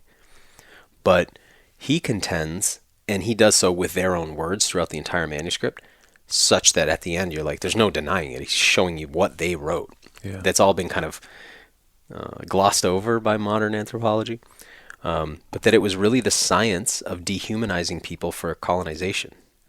So it would be looking at, why are these people not human? Why are they not human? Why are they not fully human? And then where the book's headed, I'm getting, he's given me a chapter at a time, but it's sort of heading in this direction of how what's underlying all of that is agrocentrism. The idea that only agricultural people are actually fully human. Right. And the idea that if you just put natural humans on the planet, they would instantly think of agriculture because it's so superior to foraging, to hunting, man, and it's getting better and better as I read, and he's going into stuff about how, kind of showing how it actually may take more intelligence to hunt and gather than it does to farm. And he's been using some metaphors, talking about, what's the difference between, if you wanted to make a piece of rope from plants or go buy a piece of rope at the hardware store. Like, what takes more intelligence and skill, you know? Yeah. And then, you know, he really, and then if you're hearing me say that right now and you're refuting it by saying like, well, but how much intelligence does it take to make the money and to get in the vehicle and do the whole thing to get to the hardware store and all that? It's like, he addresses it. It's really, he's a brilliant human being. So anyway, pretty excited to watch everything that's happening right now. You know, we have several friends who have shows coming out soon, you know, in the space. You know, there's all these great books coming out. Something that I've wanted to mention too, the folks over at Meat Eater, more and more foraging over there, huh? Yeah. You've seen that? Yeah. It started with mostly they would, you know, I get their newsletter, follow their social media, and it would be Mushrooms. it was specifically morels. Yeah. You know, they were always talking about morels. They're pretty into it. They've got some T-shirts, I've noticed, morel T-shirts and stuff like that. But now it seems like more and more. They did an article this spring on fiddleheads, which I was like, really? You know? Part of me is like, hey, that's our thing. It's so exciting, though, because it's showing that the hunting community, we've been experiencing, like you brought it up earlier, that folks who approach us to say, hey, I really love WildFed on Outdoor Channel, are saying, no, they're typically hunters. That's why they're or fishermen. That's why they're watching Outdoor Channel. And then they're like, I'm loving this foraging content. But it also shows that the hardcore hunting community, you know, that's our own anecdote. But watching Meat Eater do more stuff on foraging kind of illustrates that there must be call for it. Oh yeah. I mean, even in person, like Bill, remember Bill up at Ross Lake? Yep. He was like, this salad is amazing. It was an all wild salad. But he'd been eating, you know, wild game and wild fish his whole life, Yeah. but just hadn't ever really had anything like that. Right. So anyway, I'm very excited about where things are headed. You know, the last time I interviewed Lori up in Newfoundland, you know, she was working on not only her new book, which is coming out, which I just wrote a blurb for, but she also has her TV show coming out, you know. I'm really excited to see that. Yeah, and I just am feeling that culture is just hungry. Oh, see what I did there? Culture's just very hungry for wild food content. Yeah. Man, it just seems like people are very interested. The other day, I refinanced my mortgage. I was telling Grant this recently. I refinanced my mortgage, but I did it with an online company. And they send a notary to my house to do the final paperwork. And he shows up in like slacks and a tie. Does not strike me at all as like, this guy's a forager. But real quick, he starts telling me how he forages mushrooms and he loves to fish for striped bass. And it's just like, wow, okay, this stuff's getting everywhere. Yeah. So we're at a really exciting moment, I think. I'm excited about it. People are going to find out about poison ivy, though.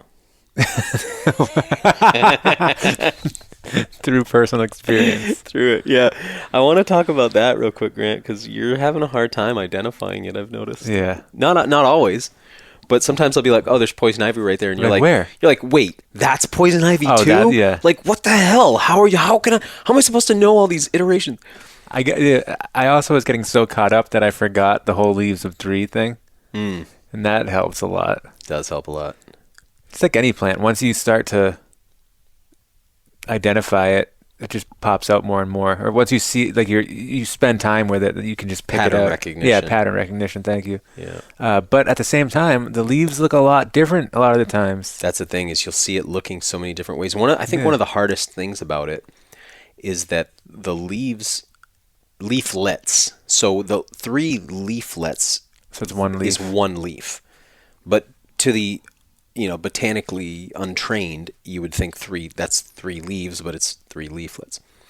So the leaf margin is not entire. It is toothed, but it's so sparsely toothed. I don't know, like, you know, I'm not a botanist, so I don't know how to speak about this correctly, but when you have a leaf that's entire, that means the outer margin of the leaf isn't serrated.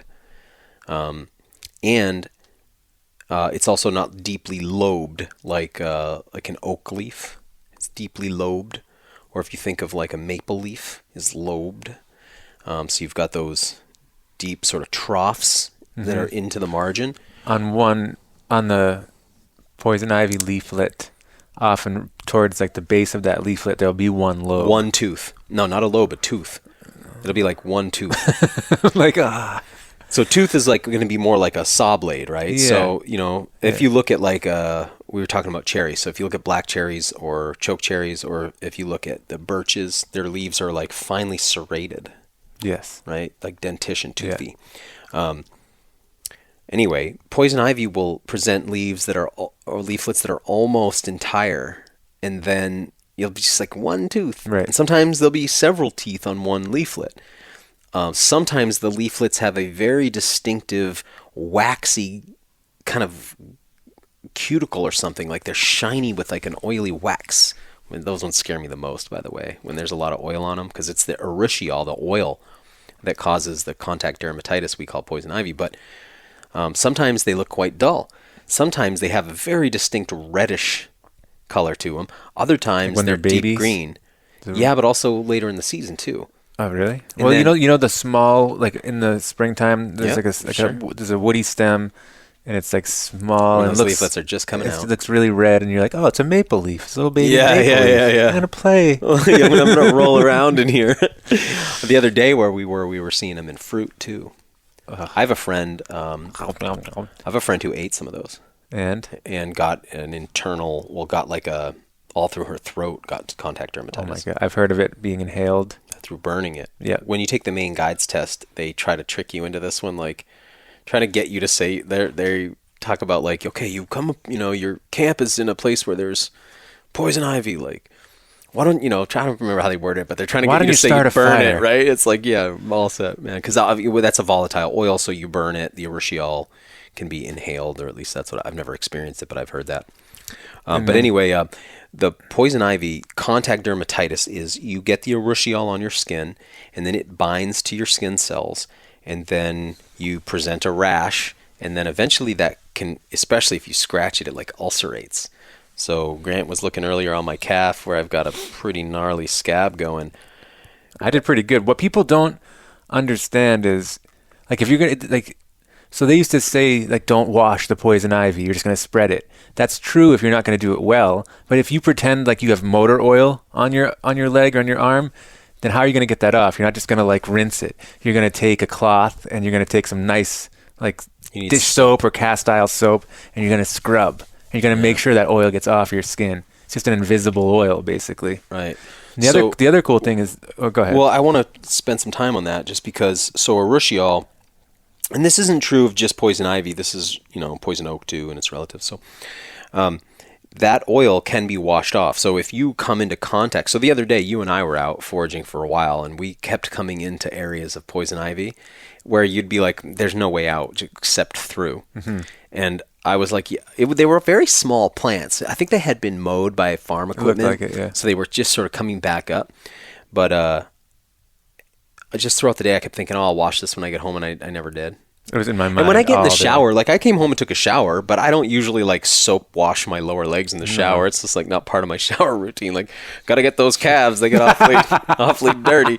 So what ends up happening is that oil's still on there. And now if you start to scratch or anything, you're spread that oil around. And now I have given Avani poison ivy before because the oil was on my legs, and then in bed I passed it to her.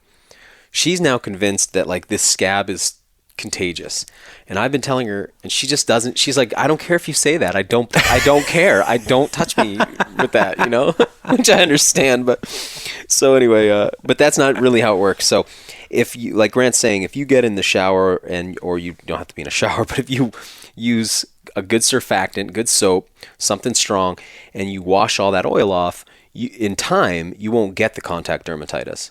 But if you don't, like I realized I had this poison ivy, and then I went and washed it. Like it already been on too long. Just in Still case. Go wash it, because a lot of times when people think they're spreading it by scratching, it's not spreading. You can't spread the contact dermatitis unless you have the oil on you. Right. So the oil's still there. Like if you have really bad poison ivy that oozes, that ooze is not contagious. That's gross, but it's not. Right. I'm not saying go spread it around, but oh man. But Ellie licked this. My dog licked Ellie's that really funny because bad. she's a hound dog, so she like I've come over before with an injury on my toe and had socks on, and she comes right up to me and starts sniffing the wound. Yeah, I got out of the shower. Well, let's talk about this for a second. I don't know why scratching poison ivy is the most pleasurable experience. It's half so pleasurable and half just like, I can't take it anymore. But I try not to. Like, I'll do these smacks on it, like smack it open palmed, like try to just... The problem is when you have poison ivy, once something touches it, brushes against it, even your blanket or something touches it, right? Well, for me, it'll ignite the itch. You start itching. And then if you start scratching it, there's like such a positive dopamine experience that you're like just... And then I'll start daydreaming of contraptions. Like I'll think about like this rough hewn wood right here on this wall, Grant. I'll be like, oh, that would feel good. I'll think about wire brushes. But I took like a really stiff bristled nail brush to it, and I just said the hell with it. I scratched all of it open, and then I came out and it was just oozing. The dog licked it, and now it's healing really well. It looks like you had like it almost looks like a scar. That's like it seems like you went at it pretty good. I went at it pretty hard. It's an interesting strategy of that plant to make you want to spread it. Because it's like you don't even know, like, it's like it's not protecting itself anymore. It's right, like you're already gone. Yeah, but its strategy is, okay, it made you itchy, and then you scratch it, and you potentially didn't wash the oil off, so you're scratching it and spreading it. Once you do associate the contact dermatitis to the plant, I guess you sure have respect for that plant, true. though, huh? Yeah. But I get what you're saying. Like, how would you know it was caused by that? But once you do know... Man, I give that plant pretty wide berth. And I've had a couple times, twice in my life, where I had really, really bad poison ivy. Like, I was working for my boss, and I was trimming plants like that were coming through his fence, and I didn't know it at the time, but it was poison ivy. And I'm like, like wiping the sweat off my face, and like using the bathroom, wiping my ass. Like, I had it everywhere. Like to the point where I would stand up, and the back of my legs would just crack open and start oozing. One time I got my that. My face is just like, looks like I don't know what. It's just like it's all puffy. So it can do some pretty... Like I had to get a serious case of I don't remember if I had to or not get on steroids, but people definitely do. Yeah, get on steroid creams usually, I think. Okay, that might be what it was, yeah. I had it one time and I think I was covered in the oil. Now, what I remember about that one time, because I'd never really had it before that. In fact, it was strange because I spent a lot of time in the woods and I'd never had it. So I've heard you can go in and out of allergicness. I don't know what is sensitivity to it, maybe. Yeah. But I remember it was like, there was just something itchy on my ankle, and I kept using my other foot to scratch that ankle. And then I just didn't understand. Now I know when I start to feel that itch, I know what it is, but I didn't know and anyway, I'd never stopped scratching, and I must have just been pulling that oil up. But that convinced me, like a lot of people, that it's the actual pus or something that's what's contagious. So anyway, I remember day by day it going higher up my legs and getting really nervous because it was getting like to that, waist level where I was like, no. But my whole legs looked like Freddy Krueger face, very, very serious. But for me, the most helpful way to identify it, because the problem too is if you start to get nervous of anything with 3 leaflets. Well, there's quite a few things that have 3 leaflets. Yeah. So you might find yourself avoiding. It's sort of like the podcast Avani and I did, where it's like, hey, if you're afraid of ticks, that could keep you from actually enjoying nature, which really sucks. Yeah. And so I don't want to let poison ivy do that either. But probably the most helpful thing for me has been to note that poison ivy has a woody stem. And one of the ways that you probably haven't, I don't know how much of this you've seen yet. I haven't pointed out a lot of it to you, but when I was in Kentucky, Lexington region recently, because the plant will climb trees. And when it does, I don't know what these structures are called, but you'll have I guess it's a liana when it does that, a woody vine. Because a vine is like herbaceous, and then when it's woody, it's called a liana. I don't know if poison ivy is a liana or not, but when it starts to climb a tree, it sure looks like one. And it puts out all of these like clingy hairs that tie into the bark of the tree so that it can hold on, and it'll climb, I've seen it 30 feet up a tree before. And I've seen it where, especially like I said just now in Kentucky this year, I mean, we're talking 4-inch diameter or more. Thick leaflets? No, the liana itself, the woody stem of it, like a snake climbing a tree. That has the oil in it too, I think. I'll imagine, I would imagine it does. And then you'll see the leaflets. Like I remember I was looking at a maple, and there's poison ivy leaflets sticking out of the canopy. And until I tracked where it was coming from, I was like, wait, what am I seeing? So it's got all these different forms that it will present, but and it takes a little while to learn to identify it effectively. Now it rarely fools me, but knowing that it has the woody stem really, really helps. For me, the most dangerous time is when there's no foliage yet. And it's like, hey, is that a maple right there, or is that a poison ivy? I've heard people like taking the woody vine, what do you call it, liana, off of a tree and getting the oil that way. Yeah. In the winter, or the late fall. Yeah, man, I wouldn't want to mess with that. We're lucky we don't. It's the worst when you don't know that you've come in contact with it, because then, like, what I'll get in the shower, like after that day, I know I didn't get any on my head, but I soap up that washcloth and I start on my head and go all the way down my body. Yeah, because I don't want to like bring it back. I use a scrub brush. I don't use a washcloth, but I use a brush. And same thing. I want to like aggressively, mechanically, because you think about how soap works. I think it's so funny how people think soap makes you clean, like as if it's a disinfectant. Like, no, soap's not a disinfectant. It's a surfactant, so it helps to get underneath and lift stuff off. Yeah. But I notice the way some people wash their hands, they think of it like a disinfectant. Yeah, like you don't need to, you just like touch the soap on it, kills everything or something. It's like, well, how do you know there's not junk on the soap? Right. You know what I mean? Like, it doesn't make any sense. But anyway, it's a surfactant, so you really got to get it underneath that oil. But why don't we mention the jewelweed? That's such a cool phenomenon. Jewelweed goes by the name, or is often called touch-me-not, because its fruits, when you touch them, they explode. They're like mechanically dispersed. Mm-hmm. So you touch them, they explode, and the seeds shoot out. It's pretty cool. But it's like a succulent plant that grows very often. You can find it in similar areas. People will be like, it grows wherever poison ivy grows. It's like, no, that's not true at all. But it is a pretty plant. Impatiens capensis. Cool. Yeah. Anyway, that plant, if you come into contact with, before you come into contact with poison ivy, if you took that plant, crushed it to release the juices in your hand, and then slathered that liquid on your body, then if you came into contact with poison ivy, that urushiol can't bind to your skin cells because something in the jewelweed binds preferentially. Mm-hmm. If you've already got the poison ivy urushiol oil on you, and you put on a good layer of the liquid from the juice from jewelweed, it will also preferentially, it'll basically kick the urushiol oil off your skin because it preferentially binds. So people will often say jewelweed is a antidote to poison ivy, and they'll put it on once they already have contact dermatitis. It might be soothing like aloe because it's quite succulent, but it's not a cure for poison ivy. It's before you develop the rash. Arthur does a thing in all his, when he does poison ivy identification, is he'll rub the poison ivy. He'll take leaflets and just mash them into his skin, where you're like, don't. But and then he'll take the jewelweed after. Yeah, pretty awesome. That's cool. Science. I know, it's like botany. Oh man. So lastly, I want to talk about, we're heading out to Texas for the show. And I am bringing a sidearm. As usual, are you going to bring a sidearm? I ordered that holster if I get it in time.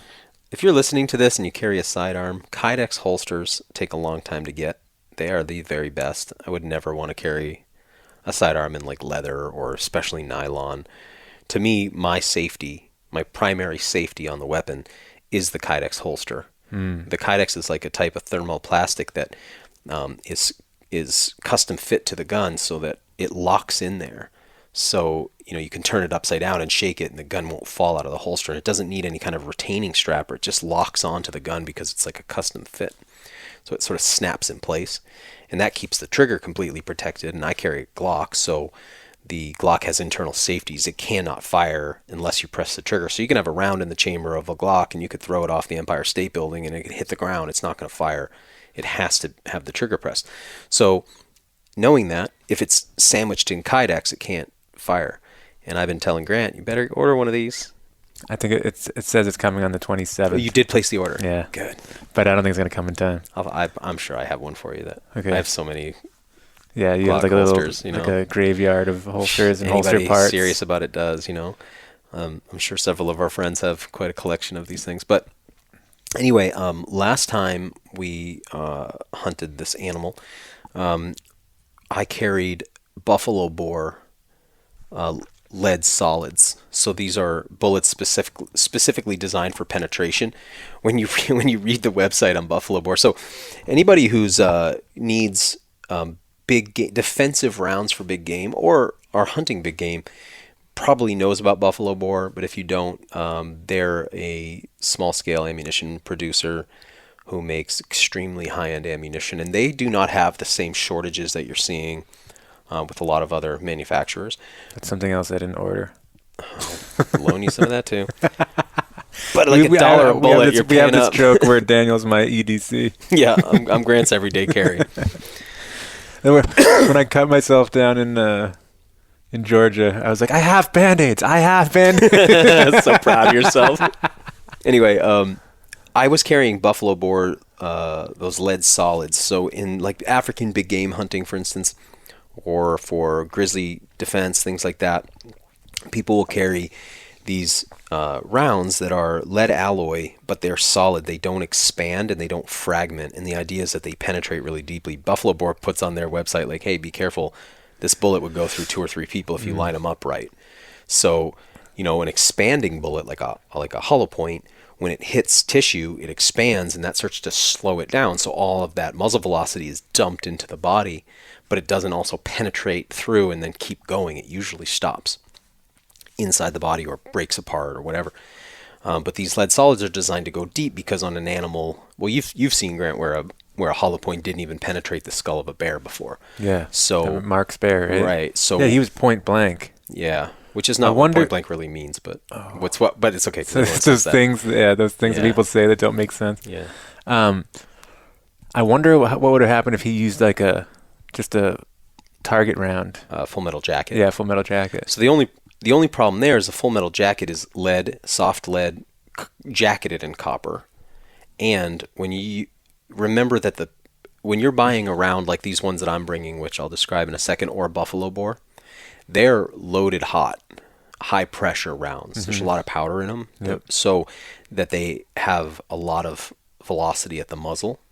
But when you wouldn't want to target shoot with those all day, they're very expensive, but also they're very jarring compared to a target round. So target round tends to have a very low powered charge because it's made for just plinking, shooting at paper, right? Yeah. So it doesn't have often the force, the muzzle velocity that you'd want. And then the other thing to consider is that with buffalo boar, or I'm going with Underwood now, with an all copper round, which I'm really excited about. So this is my first time. What I'm getting now is called Underwood Extreme Penetrator. So I rode our buddy Nick at Northeastern Firearms the other day, because he can often find me stuff when I can't find anything else, like anywhere else, So I wrote him the other day and I texted, I say, hey man, I'm looking for, like, I forget what they are, the 140 grain, 10 millimeter Underwood Extreme Penetrators. He's like, can that please be your porn name? Underwood Extreme Penetrator. I was like, clever, very clever. But anyway, I can't find him in 10 millimeter, but I found him. They do have him in 9 millimeter. So Underwood's a competitor to Buffalo Boar. And instead of going with lead solids, I'm going with a copper round that I think is CNC machined by Lehigh Defense. Lehigh Defense makes the projectile. Like CNC Music Factory? Everybody dance now. So it's like a fluted bullet cut out of copper. So it's a copper monolithic. But both Buffalo Boar and Underwood use like a smokeless powder, so that what also you don't want in a defensive situation against a water buffalo or a black bear or something like that, especially at night. I'm sorry, not smokeless powder. Obviously they use smokeless powder. I mean, what do you call it? Like flashless, I guess. What you want is, like, you don't want a huge muzzle flash that's going to blind you in the dark. So anyway, they both do that as well. But so rather than going with that lead bullet, which I'm like not as excited to be handling and shooting lead anymore, but also, so it's all copper, but also the idea is it's very, very fast. It's much lighter. But when you run the solids through a Glock, for instance, you're supposed to change out to a different barrel, an aftermarket barrel. Because of the polygonal rifling, I guess it doesn't work well with those. So I know it's so complex, right? So the Underwood can go through your regular barrel. It's very high velocity. It deep penetrator, because again, like hard skulls, Vitals tucked deep into the body, anything like that. So we're really fast bullets. So anyway, I've ordered a couple boxes of those. So you are bringing the 10 millimeter though? No, I'm leaving it because I don't have rounds for it. But you were going to? Yeah, I called Underwood and was like, hey, I keep going back to their website. And I already signed up 3 times for email me when this comes back in stock. I've 3 times I've just done it. Yeah. Because I'm trying to get this round. So yeah, I call up and they said it's because there's no large bore primers. So they're waiting for large caliber primers, but they have them for 9 millimeters. So I wonder how those are getting handled in the Glock 20, because you were saying that the buffalo bores there were reports of them jamming, not being very reliable. Yeah, not hard to get a full magazine through a gun. Yeah, of those buffalo bores. Yeah, that's why I went to these. So these I think are going to shoot like a high pressure full metal jacket. But I think they are going to be more reliable. So anyway, I'm bringing those in 9 millimeter. Cool. On our hunt, and I will maybe loan you some. But if you shoot them, it's like $1 a round. So it's worth my life or my leg. I'll want that. Oh, your leg. Right? No, it's like not that I'm going to shoot my leg, that I'm going to save it from something else. Don't worry, I'll be EDCing your tourniquet as well. Oh man, but I'm excited to get on the road, and we have multiple episodes. We've got a pretty compressed timeline for 10 episodes, so we're going to be working hard to get these shows together. You got this. You got this. I'm excited for people to see the new season, though. That camera you're shooting on, big upgrade from last season, and all the footage is looking so good. Yeah, footage is looking great. We got some other people on the team now. Yeah, the team has grown. The stories are going to be better. I think they're better. Stories are better. I do think we're going to be a better season this year. Production quality is better. The food component is highlighted a lot more now. Yeah. It's like we have it's partly a cooking show now. Yeah. Oh, but I do want to say this though for people listening, just so they understand, the most exciting thing for us about the show is because we made WildFed before it got picked up. There have been no requests to change anything. Right. Even from the team that we're now working with, there's no like, don't you guys think it'd be better if you, like, nothing like that. So when Grant says it's more of a food show now, it just means that we're getting, we've been learning how to get better at shooting food, because we were shooting the nature component really well, but didn't necessarily know how to highlight the eating component as effectively as we now understand how to do. Right. So I think that part will be better, but we're really blessed in that we don't have any like corporate entity telling us to change our show. Outdoor Channel has been so cool to work with. Amazing. Easy to work with. And I've just felt like nothing but good vibes from them. And that's really exciting. Cause Tony's going to love that you used the word vibes. Oh, he loves all the vibes. Outdoor Channel's everything. They're all everything and all the vibes too. We've been really lucky that we don't have to change what we're doing, so we get to just continue to evolve and refine, our approach. And so season 2 has got some really good stuff in it. So excited to share that with you guys. And that's all I got, Grant. Oh, well, like maybe one last thing. What the hell's up with seasickness, man? I have been really happy not to get sick. You've been doing really well. Yeah. And you have the most unfortunate role, which is to look into a camera's viewfinder while you're on a boat. I think that helps me, maybe. I don't know. I think I would get seasick if I did that. So Daniel and I both got seasick for the... did we talk about this already on a podcast? Maybe. But we both got seasick for the first time. For you, it's 40 years. For me, it's 35. Never been seasick before. 42, but yeah. Who's counting? Been going out on boats like I've all my life. Not like a ton, but... We've been in some pretty rough conditions. Yeah, the first time I went on the Bunny Clark, it was like pretty rough. And I was filming. And then I just went out on a fishing trip with... It might have been because it was like my girlfriend's dad, and I wanted to show how tough I was. That's when I got seasick for the first time. Oh. And it was after you got seasick, and I was like, "But you've never been seasick before." They say 50% of it is psychological. Yeah. So now I take meclizine, which is bonine, or Dramamine. I wish they didn't have the word drama right in their name. I feel like it's a bad. Yeah. It's just like so you take this look. You take this medicine the night before and then like a half an hour before you get on the boat. Yeah, meclizine, and that's been working for me. Just one at night, one in the day. The 2 names of both of them, bonine, like boning, and then Dramamine. It's like Oliver and Lewis and I were calling it broning. Broning. Avani never got seasick until she was on a boat that almost went down. She was like on a passenger boat in Thailand, and it was serious enough. They started handing out life jackets, and people started putting all their stuff in plastic bags, and they thought they were all bailing water out, thinking the boat was going down. Wow, that's intense. And ever since then, and she's a water person, ever since then she gets seasick, and it makes me think even inshore, huh? Man, she won't even. Yeah, on a lake. I've seen her get seasick diving. Huh. So yeah, on the lake, I don't know about on the lake, but maybe on the Great Lakes. But I don't know about on a lake, but definitely inshore. If we're just going to go striper fishing inshore, she'll take Dramamine. But she has a whole cocktail. She likes to do she does like a chewable, non-drowsy, and and then she does a drowsy. She's got a whole system. I've got mine now too. Yeah. Ginger everything. It's like I'll have ginger tea in the morning. Until you're almost sick from ginger, though. That's the problem. I stopped chewing on the ginger root, the knob. Yeah, yeah. I don't have a quib anymore. A quid, yeah. Yeah. But man, it's not a cool feeling. The first time I got seasick, I puked so much that I broke a blood vessel in my eye. Oh yeah. And my eye was just all red because I didn't have anything in my stomach after a couple hours. That's the worst. And then we went out again after that, and then it was the type of seasickness where you puke and then you feel better. Yeah. And then you're like, oh, coming back, puke, feel better. Yeah. But I've just been noticing lately that very high percentage of people we bring out on the water get seasick. Yep.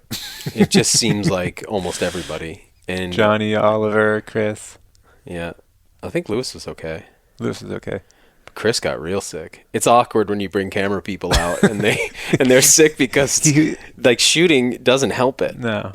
And they're on a boat, at least, a lot of times there's a lot of downtime. Mm-hmm. So they kind of lay around for a while, but then all of a sudden they got to shoot, which means they got to look through the viewfinder. Which they both did really well. And because the big thing you don't do when you're seasick is get away from the horizon and go down below. Mm-hmm. That gets just much worse. Yeah. And so staring into, and a lot of people, do you know anybody who gets that same kind of motion sickness if they read? Car? Yeah. Ivana doesn't like to text too much. Yeah. She's in a car, in the passenger seat, I mean.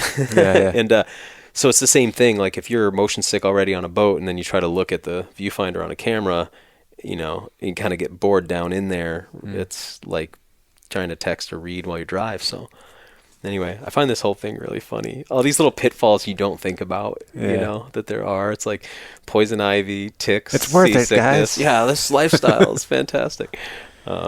Whatever. Everything's got its downsides. My brother races motorcycles, talking about more dangerous. He got run over the other day. Oh, what the fuck? Yeah, dude. Dude. He did. He crashed. Oh, yeah, by the way, he got run over. I know, but that's how he presented it.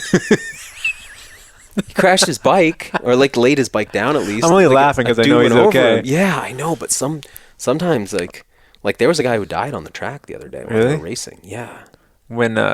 When Daniel's brother pulls out of the driveway, it's like Daniel's saying, waving bye for the last time. Caleb, if you're listening, I love you so much. I remember last time he was pulling out, you're like, can you just have a safer hobby? He's like, what? And you're like, nothing. He'll send me videos, where it's like I want to be he's going 35, 40. He's like, yeah, that was 95. 140. Okay. Does he really go that fast? Honestly, I don't know how fast they really get on those tracks, but they get going fast.